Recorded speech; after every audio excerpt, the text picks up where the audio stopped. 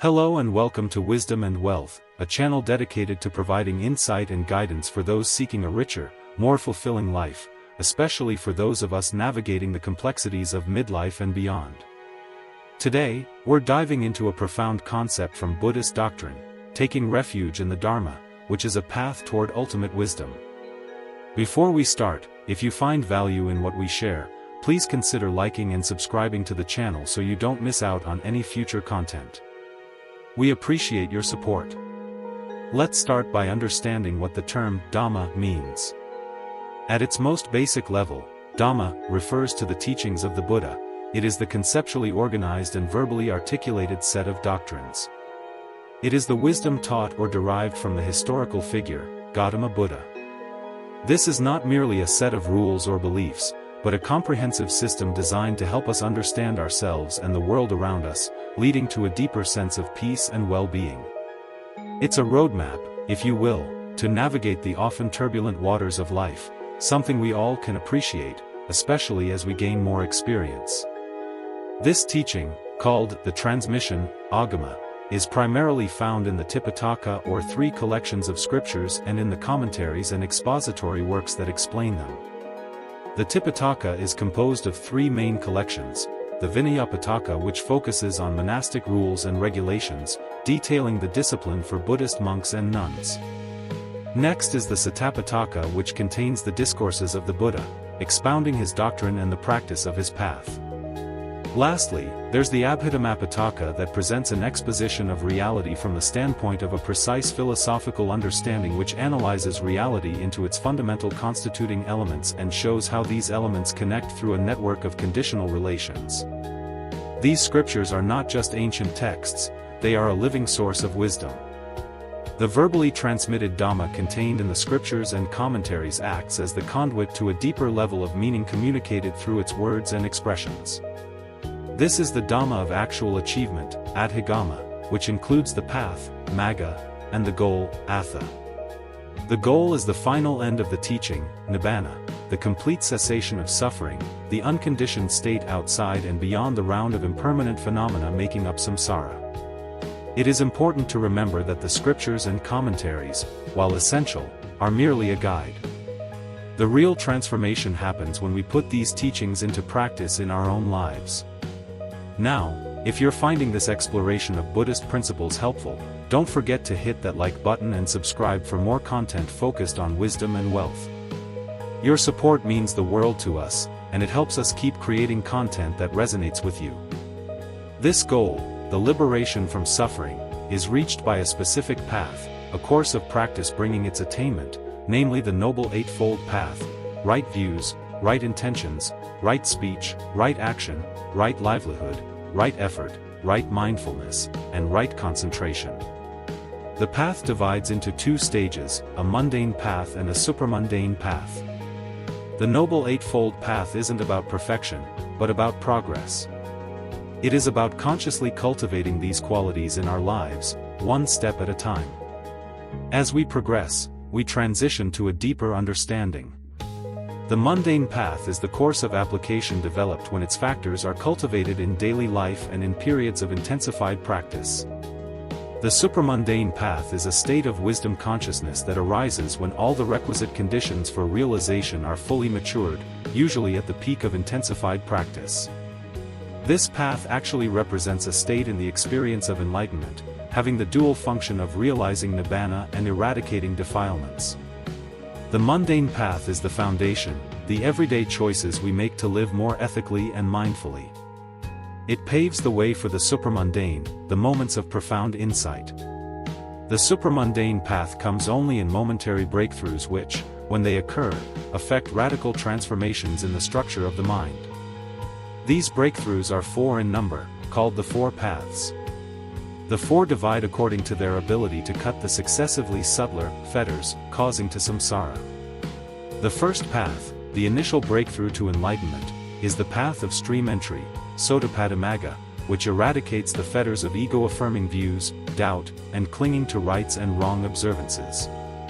The second, called the path of the once-returner, Sakadagamimaga, does not cut off any fetters but weakens their underlying roots. These breakthroughs aren't about achieving a permanent state of enlightenment.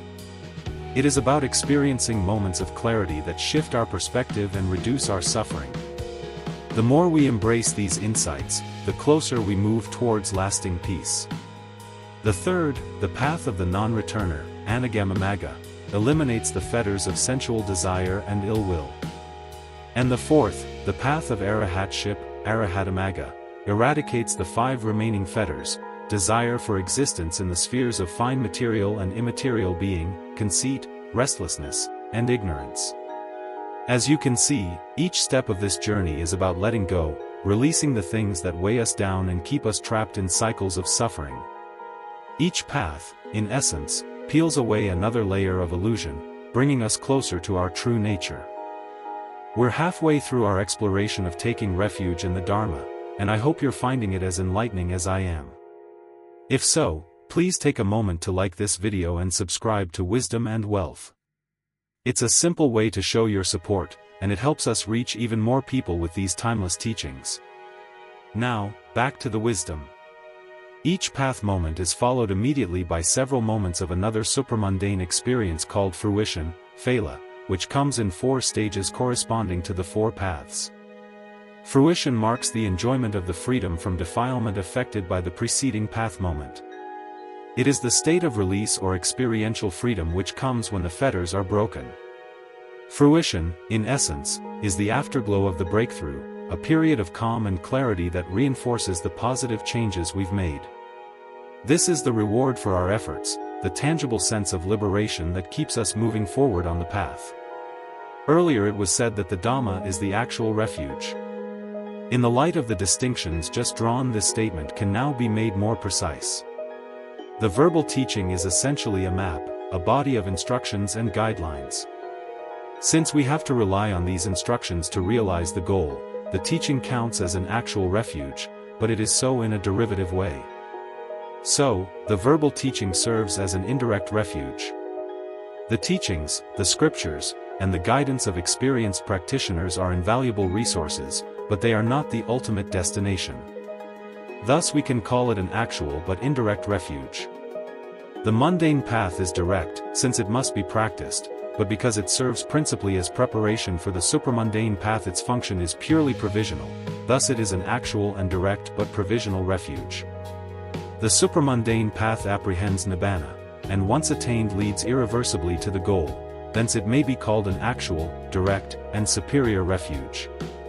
The mundane path, our everyday actions and intentions, is a direct refuge because we are actively engaging with it. However, it is still provisional, a stepping stone to something greater. However, even the supramundane path is a conditioned phenomenon sharing the characteristic of impermanence common to all conditioned phenomena. Moreover, as a means to an end, it possesses instrumental value only, not intrinsic value. Thus its status as a refuge is not ultimate. Ultimate status as a refuge belongs exclusively to the goal, to the unconditioned state of nibbana, which therefore among all 3 refuges can alone be considered the refuge which is actual, direct, superior, and ultimate. It is the final resort, the island of peace, the sanctuary offering permanent shelter from the fears and dangers of samsaric becoming. The supramundane path, while powerful, is still a temporary experience. The ultimate refuge is nibbana, the unconditioned state of peace.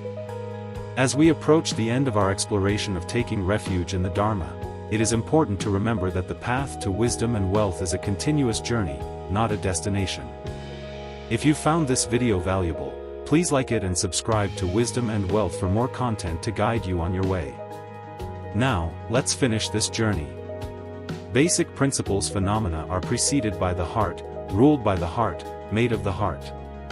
If you speak or act with a corrupted heart, then suffering follows you, as the wheel of the cart, the track of the ox that pulls it. Phenomena are preceded by the heart, ruled by the heart, made of the heart. If you speak or act with a calm, bright heart, then happiness follows you like a shadow that never leaves. If we act with a pure, compassionate heart, we create a foundation for lasting happiness and fulfillment. It is about aligning our actions with our values. Heedfulness, the path to the deathless, heedlessness, the path to death. The heedful do not die, the heedless are as if already dead. Knowing this as a true distinction, those wise in heedfulness rejoice in heedfulness, enjoying the range of the noble ones. To be heedful means to be mindful, to be present in each moment and conscious of our thoughts, words, and actions. It is about living with intention and purpose. 5 facts. There are these 5 facts that one should reflect on often, whether one is a woman or a man, lay or ordained. Which 5? I am subject to aging, have not gone beyond aging. I am subject to illness, have not gone beyond illness. I am subject to death, have not gone beyond death. I will grow different, separate from all that is dear and appealing to me. I am the owner of my actions, heir to my actions, born of my actions, related through my actions, and have my actions as my arbitrator. Whatever I do, for good or for evil, to that will I fall heir. These are the 5 facts that one should reflect on often, whether one is a woman or a man, lay or ordained. Aging, illness, death, separation, and karma are inescapable realities. By accepting these truths, we can begin to live with greater gratitude, compassion, and purpose. It can also motivate you to appreciate what you have while you have it. Now, for what compelling reason should one often reflect that I am subject to aging, have not gone beyond aging? There are beings who are intoxicated with typical, youth's intoxication with youth. Because of that intoxication with youth, they conduct themselves in a bad way in body, in speech, and in mind. But when they often reflect on that fact, that youth's intoxication with youth will either be entirely abandoned or grow weaker. Now, for what compelling reason should one often reflect that I am subject to illness, have not gone beyond illness? There are beings who are intoxicated with typical, healthy person's intoxication with health. Because of that intoxication with health, they conduct themselves in a bad way in body, in speech, and in mind. But when they often reflect on that fact, that healthy person's intoxication with health will either be entirely abandoned or grow weaker. Now, for what compelling reason should one often reflect that I am subject to death, have not gone beyond death? There are beings who are intoxicated with typical, living person's intoxication with life. Because of that intoxication with life, they conduct themselves in a bad way in body, in speech, and in mind. But when they often reflect on that fact, that living person's intoxication with life will either be entirely abandoned or grow weaker. Now, for what compelling reason should one often reflect that I will grow different, separate from all that is dear and appealing to me? There are beings who feel desire and passion for the things they find dear and appealing. Because of that passion, they conduct themselves in a bad way in body, in speech, and in mind. But when they often reflect on that fact, that desire and passion for the things they find dear and appealing will either be entirely abandoned or grow weaker. Now, for what compelling reason should one often reflect that I am the owner of my actions, heir to my actions, born of my actions, related through my actions, and have my actions as my arbitrator? Whatever I do, for good or for evil, to that will I fall heir. There are beings who conduct themselves in a bad way in body, in speech, and in mind. But when they often reflect on that fact, that bad conduct in body, speech, and mind will either be entirely abandoned or grow weaker. Now, a disciple of the Noble Ones considers this: I am not the only one subject to aging, who has not gone beyond aging. To the extent that there are beings, past and future, passing away and re-arising, all beings are subject to aging, have not gone beyond aging. When she often reflects on this, the factors of the path take birth. She sticks with that path, develops it, cultivates it. As she sticks with that path, develops it and cultivates it, the fetters are abandoned, the latent tendencies destroyed. Similarly with each of the other contemplations. By reflecting on these 5 facts, we become more mindful of our actions and their consequences. This awareness helps us make better choices. The non-doing of any evil, the performance of what's skillful, the cleansing of one's own mind, this is the Buddha's teaching. Not disparaging, not injuring, restraint in line with the Patimokkha, moderation in food, dwelling in seclusion, commitment to the heightened mind, this is the Buddha's teaching. The essence of Buddhist practice lies in three key elements: avoiding harm, doing good, and purifying the mind. This is the path to inner peace and liberation. I don't see any one quality by which unarisen skillful qualities arise, and arisen unskillful qualities subside, like friendship with admirable people. When a person is friends with admirable people, unarisen skillful qualities arise, and arisen unskillful qualities subside. Surrounding ourselves with positive, supportive, and wise individuals is essential for our growth and well-being. Now what, Tigerpaw, Bhayagapaja, is friendship with admirable people? There is the case where a lay person, in whatever town or village he may dwell, spends time with householders or householders' sons, young or old, who are advanced in virtue. He talks with them, engages them in discussions. He emulates consummate conviction, in the principle of karma, in those who are consummate in conviction, consummate virtue in those who are consummate in virtue, consummate generosity in those who are consummate in generosity, and consummate discernment in those who are consummate in discernment. This is called friendship with admirable people. Seek out those who inspire you to be a better version of yourself. Engage in meaningful conversations with them, and learn from their wisdom and experiences. A female disciple of the noble ones who grows in terms of these 5 types of growth grows in the noble growth, grasps hold of what is essential, what is excellent in the body. Which 5? She grows in terms of conviction, in terms of virtue, in terms of learning, in terms of generosity, in terms of discernment. Growing in terms of these 5 types of growth, the female disciple of the noble ones grows in the noble growth, grasps hold of what is essential, what is excellent in the body. Growing in conviction and virtue, discernment, generosity, and learning, a virtuous female lay disciple such as this takes hold of the essence within herself. Conviction, virtue, learning, generosity, and discernment are the cornerstones of a meaningful life. By cultivating these qualities, we can realize our full potential and contribute to the well-being of others. Karma should be known. The cause by which karma comes into play should be known. The diversity in karma should be known. The result of karma should be known. The cessation of karma should be known. The path of practice for the cessation of karma should be known. Thus it has been said. Why was it said? Intention, I tell you, is karma. Intending, one does karma by way of body, speech, and intellect. And what is the cause by which karma comes into play? Contact. And what is the diversity in karma?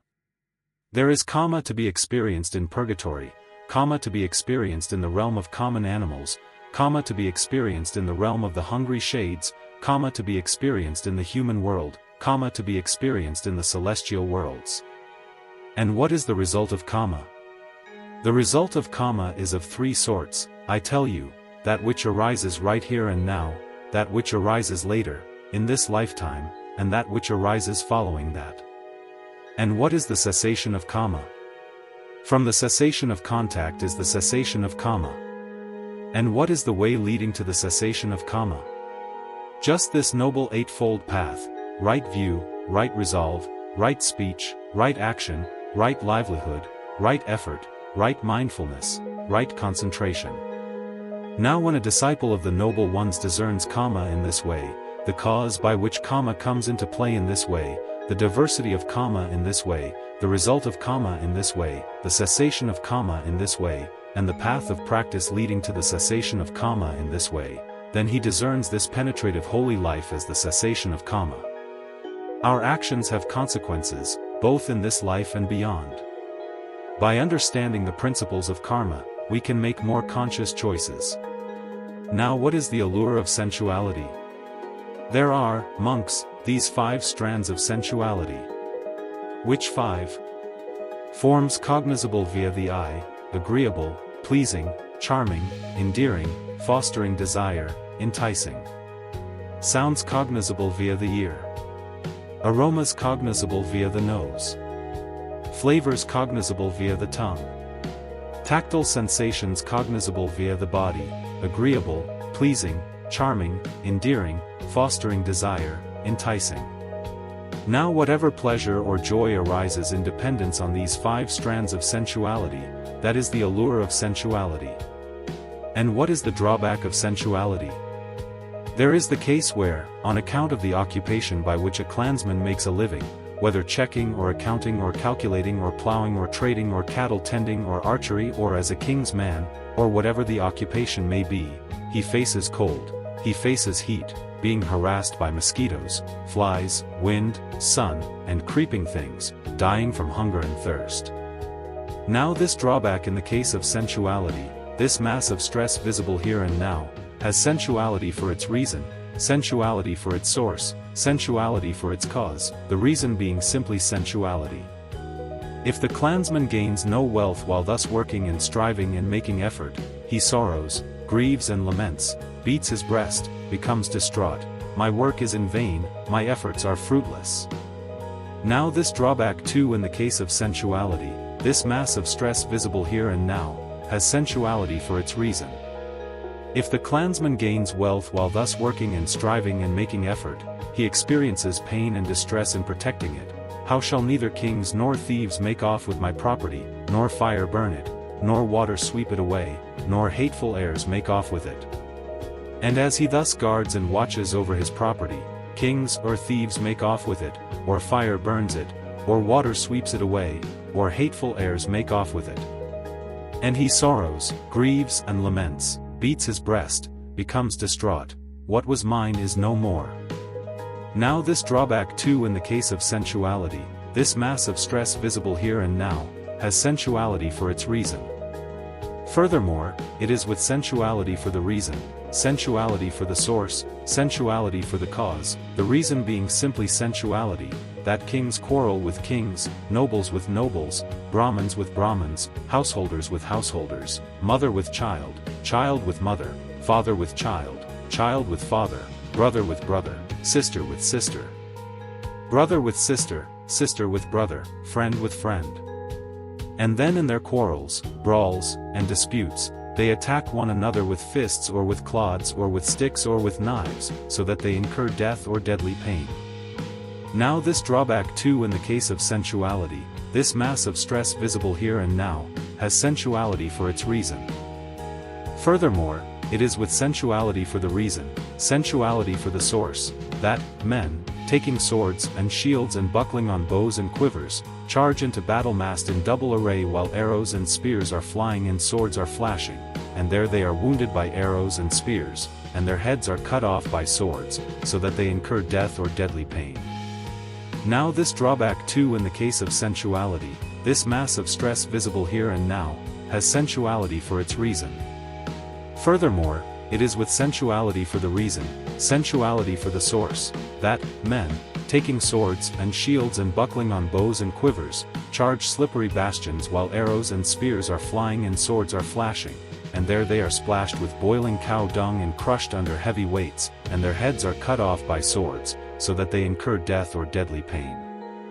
Now this drawback too in the case of sensuality, this mass of stress visible here and now, has sensuality for its reason, sensuality for its source, sensuality for its cause, the reason being simply sensuality. And what is the escape from sensuality? Any subduing of passion and desire, abandoning of passion and desire for sensuality, that is the escape from sensuality.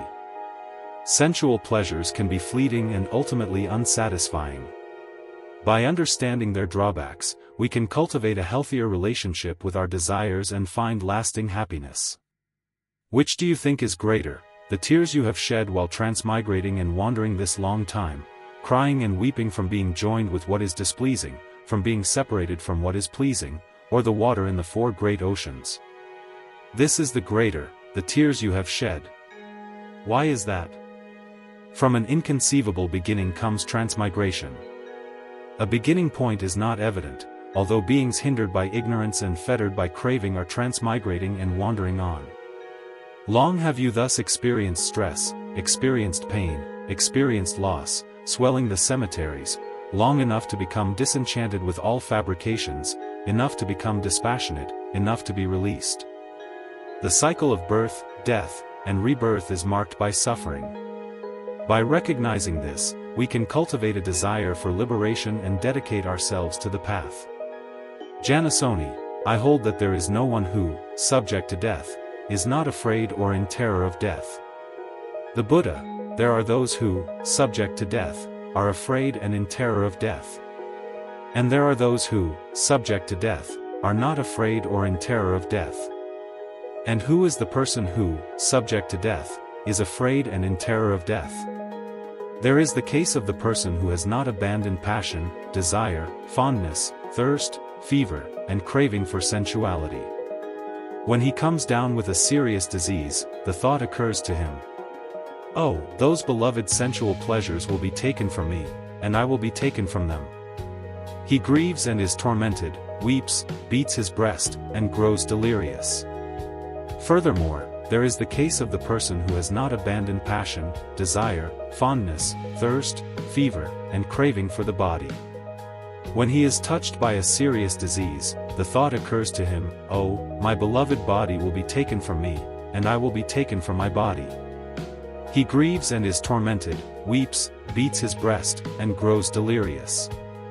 Furthermore, there is the case of the person who has not done what is good, has not done what is skillful, has not given protection to those in fear, and instead has done what is evil, savage, and cruel. When he comes down with a serious disease, the thought occurs to him, "After death I am headed for the destination of those who have done what is evil, savage, and cruel."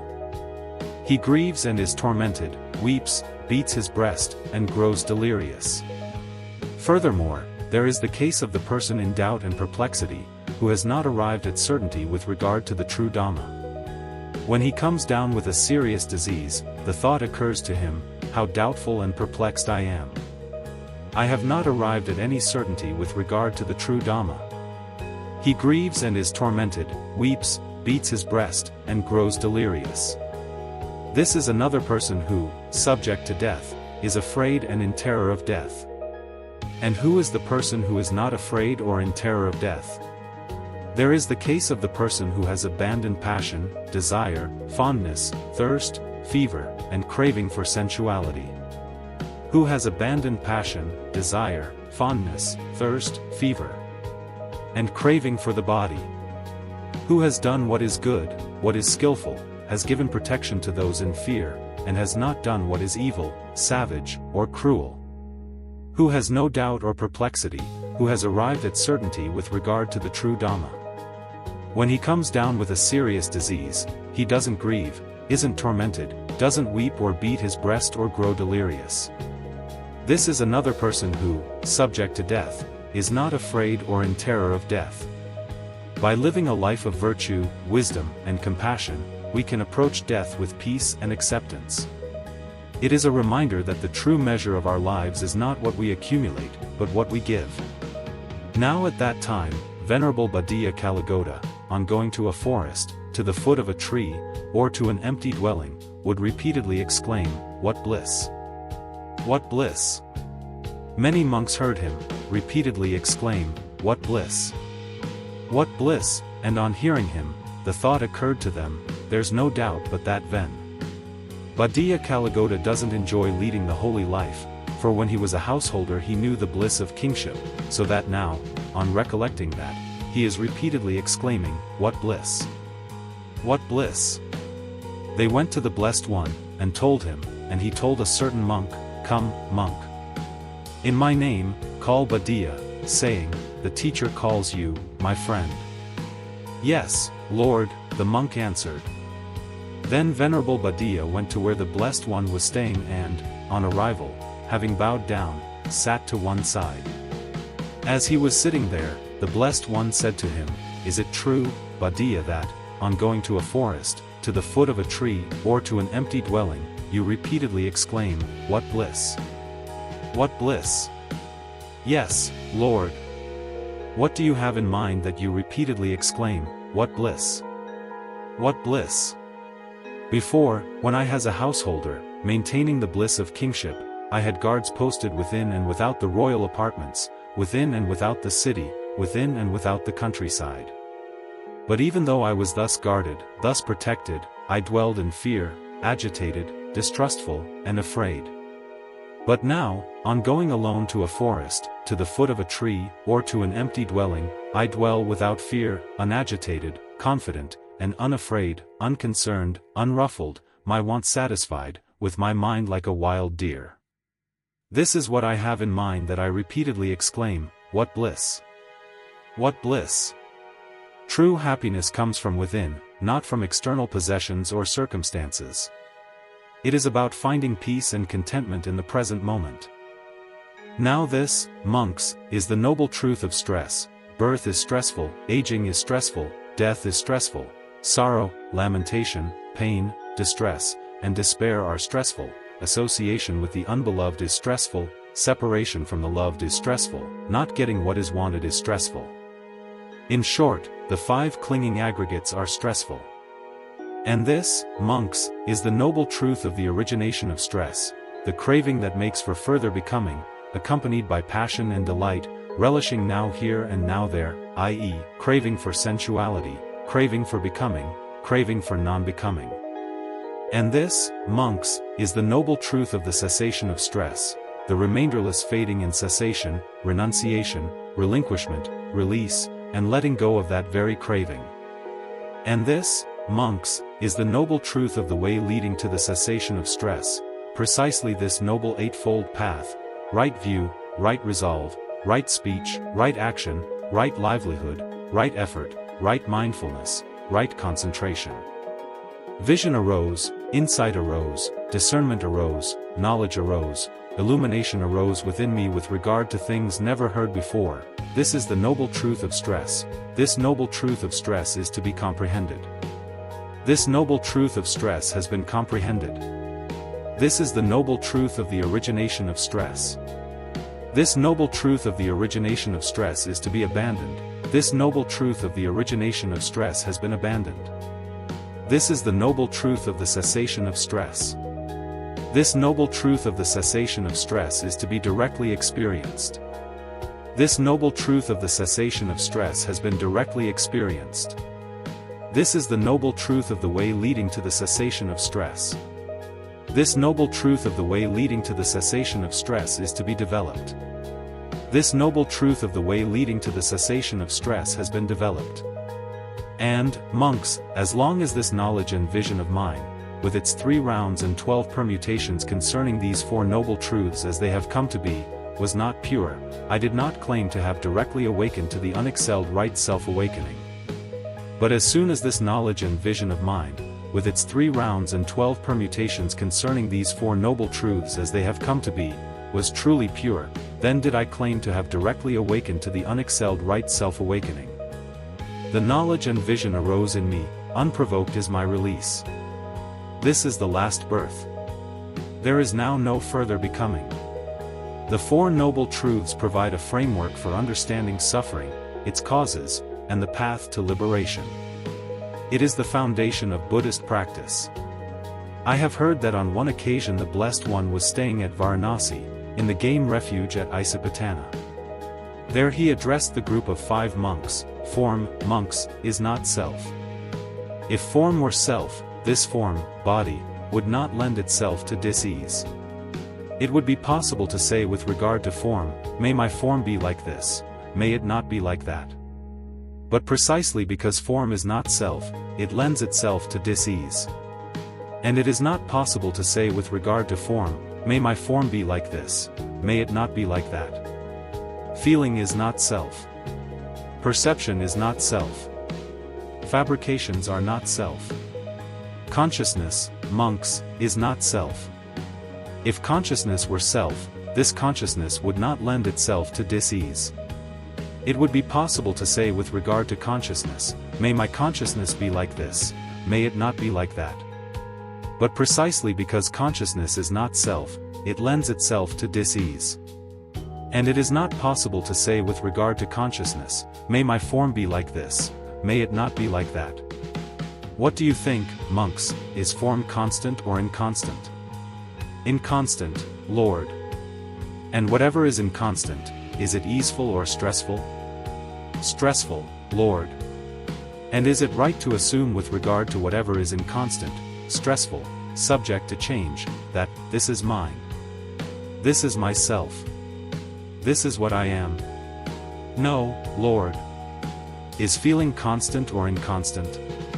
Is perception constant or inconstant? Are fabrications constant or inconstant?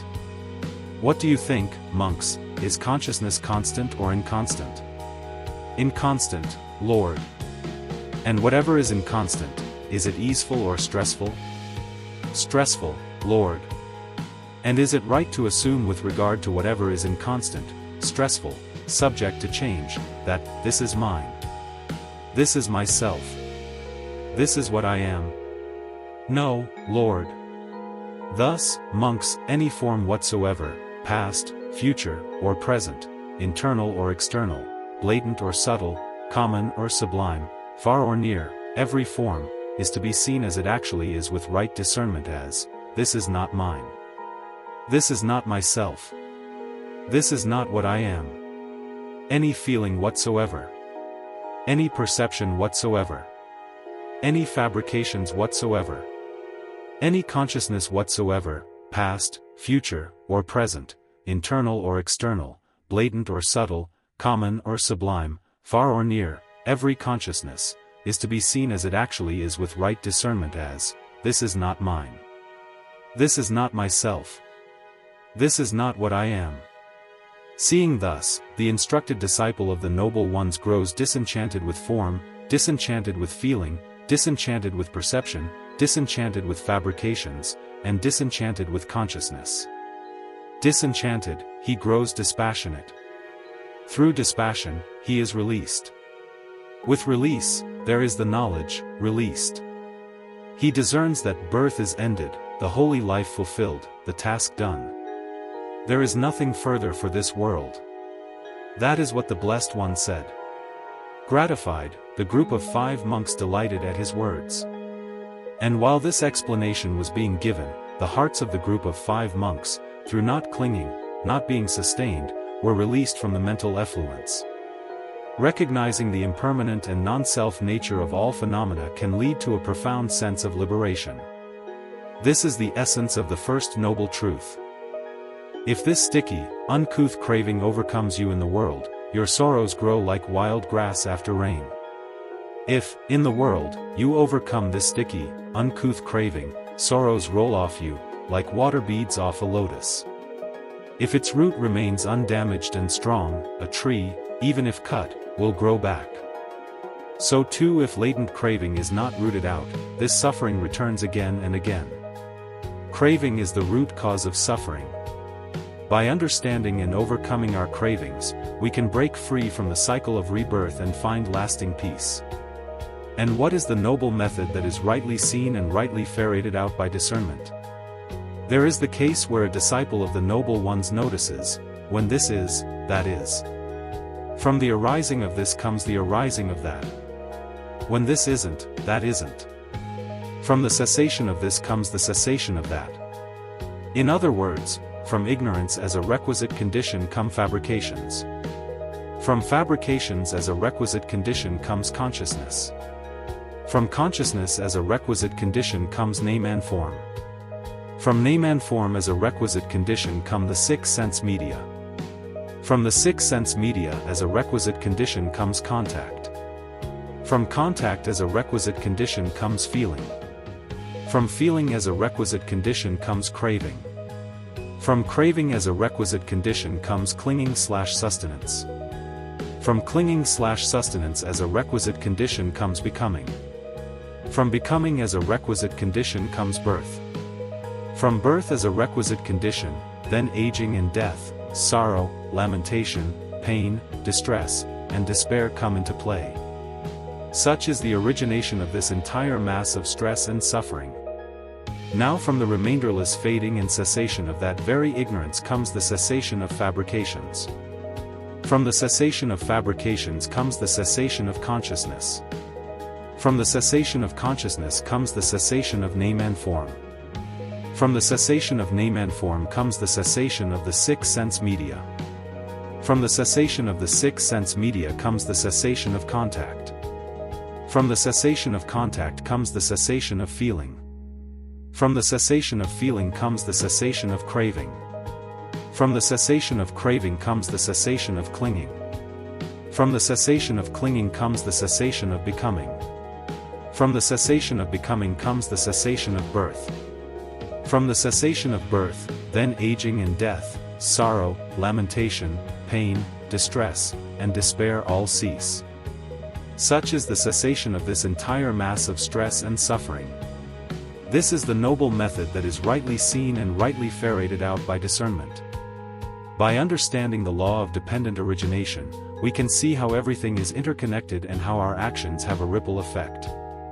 Stress and suffering have birth as their prerequisite, conviction has stress and suffering as its prerequisite, joy has conviction as its prerequisite, rapture has joy as its prerequisite, serenity has rapture as its prerequisite, pleasure has serenity as its prerequisite, concentration has pleasure as its prerequisite, knowledge and vision of things as they have come to be has concentration as its prerequisite, disenchantment has knowledge and vision of things as they have come to be as its prerequisite, dispassion has disenchantment as its prerequisite, release has dispassion as its prerequisite, knowledge of ending has release as its prerequisite. Each step on the path leads